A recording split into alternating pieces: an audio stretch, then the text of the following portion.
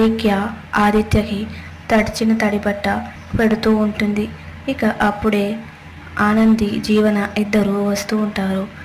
అప్పుడు అలేఖ్య ఆనందితో, అక్క, బావగారికి జ్వరం వచ్చింది, తలనొప్పి వస్తుందంటే ఒకసారి నువ్వు నాకు పెట్టావు కదా, అలానే పెట్టాను అని అంటూ ఉంటుంది.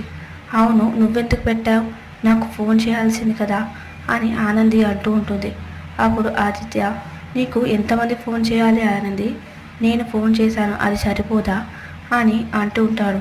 అయినా షాపింగ్ అయిపోయిందా, ఇంత తొందరగా వచ్చారు అని అంటూ ఉంటాడు. అది మీరు రావడానికి లేట్ అవుతుందని చెప్పి నేను రాలేదు, అదే ఎందుకు వెళ్ళావు అని అంటున్నాను. అయినా నేను నీకు ఫోన్ చేసి చెప్పాను కదా కాఫీ ట్యాబ్లెట్ రెడీగా పెట్టని అని అంటుంటే, నాకు ఏ ఫోన్ రాలేదు ఆదిత్య గారు అని ఆనంది అంటూ ఉంటే, అయితే ఇది చూడు అని ఫోన్లో చూపిస్తూ ఉంటాడు. ఇక అది చూసిన ఆనంది షాక్ అవుతూ ఉంటుంది. ఇక అలేఖ్య జీవన ఇద్దరు నవ్వుతూ ఉంటారు. మరి అలేఖ్య జీవన ఏం ప్లాన్ చేశారో నెక్స్ట్ ఎపిసోడ్లో చూద్దాం.